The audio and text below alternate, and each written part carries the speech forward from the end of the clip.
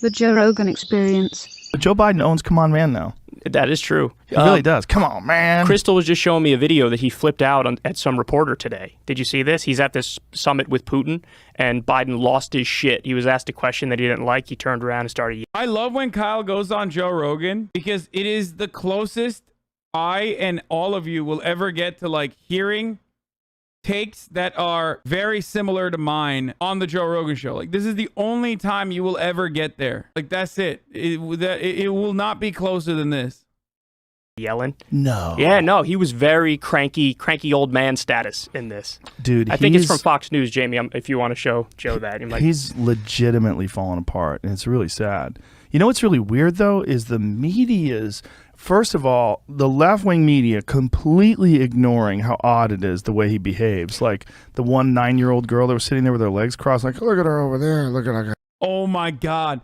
Dude, I'm actually mad that like we don't hear more Joe Bidenisms. Like, am I alone in this? Like, I personally want more Joe Bidenism. Left-wing media, by the way. Who's left-wing media, dog? What the Like a 19-year-old girl with her legs crossed. Like, what the are you saying? Like, what is that? So there's but hold on, I'm sorry, go ahead. Yeah. But then they'll like pretend things are happening that aren't. Like Glenn Greenwald called it out today on Twitter. I was reading his Twitter feed. Some guy was talking about how Putin and Biden shook hands and then how Putin looked away and then Biden's looking him in the eyes as if he's trying to say, that's just alpha frame, sigma frame, bro. You just don't know any better. Pah! Pathetic, dude. I thought someone with fucking, ape brain like Joe would recognize when a alpha is holding frame, brother. That in any way, Putin is scared of Joe Biden. That Joe Biden is like dominating Putin. Like, what if bizarre, like, and Glenn described it perfectly. Like, go to Glenn Greenwald's Twitter because it's so strange because they do this thing where these world leaders, they shake hands and they look at the camera and they shake hands and look at the press. And so in that moment, Biden had forgotten to look at the press. And he's making it seem like Biden's staring him down. He's showing him what a real man's like. It's like a bizarre fantasy, like almost like a pro wrestling thing. Like, you know that you can't possibly believe what you're saying is true. That Putin, who's a fucking straight up killer, literally, and a judo black belt, who's the fucking head of... Dude, that's such a Rogan take. The first part of this is like, it's true. Like, imagine thinking that Vladimir Putin is afraid of senile Joe, but like he's got to go to he's a judo black belt. This is what I want, dude. I want this. This is the takes that I need to fucking hear from Joe Rogan, dude. He's a judo black belt. The Soviet Union, well, whatever, Former Russia. Soviet Union, Russia, yeah. Forever. And probably will be till he dies. Killed a gang of people. Killed a bunch of people who don't like him. Killed a bunch of people who talk shit about him. Made journalists disappear allegedly, all those things I said allegedly. Like, oh, there's the hand. Joe, you better watch out, big man. Handshake one, okay. Look, they look at each other, shaking the eye, and then Putin looks away to the press. And they're making something out of that. Imagine, look at this, but look at this. Look, scroll up, please. Yeah, look at the way you scroll. No, where you had it, so I could see it. Just no worries. Biden looked Putin in the eye. Putin immediately looked away. What? But go to Greenwald. Dude, what the fuck, dude? This is so fucking stupid, dude. You're literally... Oh, people that do this, like, this is literally incel theory, but from a liberal point of view. Walls, because the way he covered it is hilarious. The way Greenwald made fun of him. Well, if you go click show this thread, so scroll down there.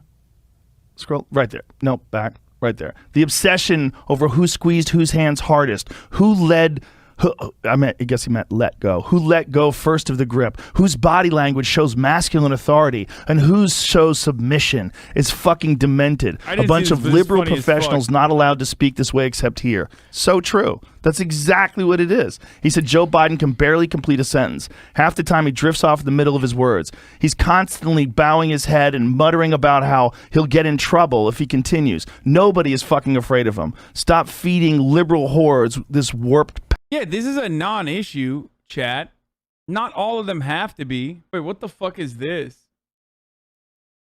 Kyle has some cringe takes, but he usually just seems like a normal dude and not one of those weirdos like Hasan Piker. I can't hate him. His foreign policy takes are good. Just curious why you think Hasan is weird. He probably has more grounded than most individuals adjacent to him than you think.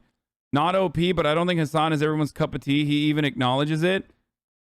I wouldn't doubt he's more grounded than people adjacent to him, although that's not a high bar by any means. I've seen him in debates and clips of his streams. He's pretty much just a really aggressive socialist, yet also a state bootlicker. A state bootlicker? I'm a state bootlicker? What does that mean? How am I a state bootlicker? Pablum. That's a weird word. Pablum. Yeah.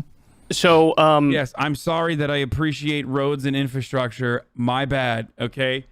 I know. Boys, I know. Yes, I admit it. I think roads are fucking sick. I think infrastructure is fucking sick.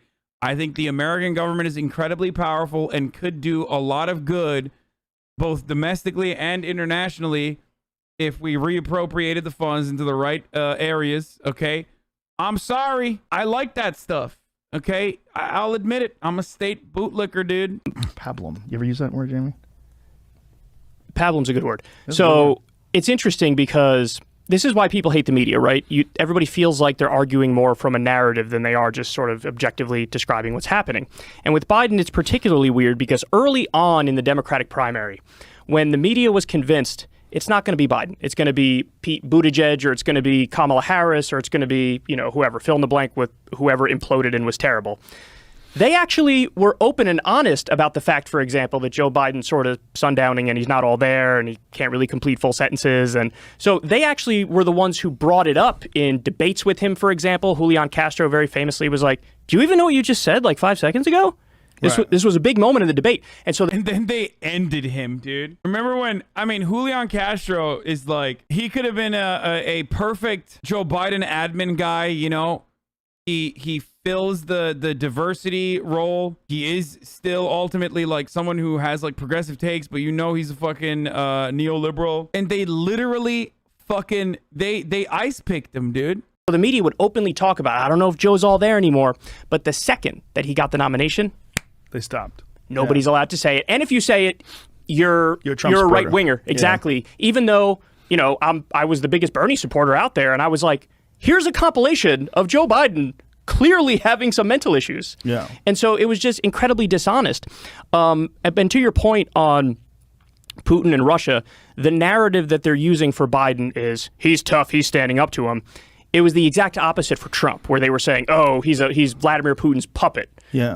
And they're actually incorrect for both of those things. So in terms of what Trump was doing, Trump bombed Syria, who's Russia's top ally. Trump rejected this pipeline called the Nord Stream pipeline, which would have greatly helped Russia. Trump armed Ukrainian rebels on the ground who are fighting Russia. Trump did a NATO buildup on Russia's border. Now, I don't agree with those policies, but those policies are incredibly hawkish and raise tensions with Russia.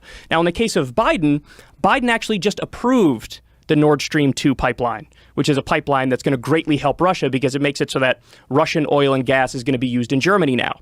I think that what Joe Biden is doing with respect to normalizing relations with Russia is not a bad thing. I don't think he thinks it's a bad thing either, though. I don't think Kyle thinks it's a bad thing. As far as what Trump did with Russia, it was business as usual. I don't know why. The only weird stuff was aesthetically, Trump would routinely fucking come across as defending Vladimir Putin to a degree that it was weird that he wasn't over the top reactionary against a foreign adversary. You know what I mean? You never saw an American leader cape for a foreign adversary in the same way that Donald Trump did. That was the weird shit. But as far as America's interest in the region, and the way we treat Russia or whatever, our proxy wars and stuff, that didn't stop. I think that was the weirdest shit, though. And if you don't think that Trump's behavior around Putin wasn't fucking strange, I don't know what to tell you. I was a big fucking criticizer of the Russiagate conspiracies, going way overboard, way above and beyond. But even then, Trump's fucking POV on Putin was crazy. Hasan, you should get Kyle on your stream at least once. He has been on the stream. And so that's a very That's a very peaceful move. That's not hawkish. That's not raising tensions. So he's basically giving Putin something that Putin wants, which again, I actually agree with that. I see no problem with the pipeline, but they're framing it as if like, Joe Biden, he's so weak and he's, Vladimir Putin, or excuse me, Joe Biden is so strong and he's dominating Vladimir Putin.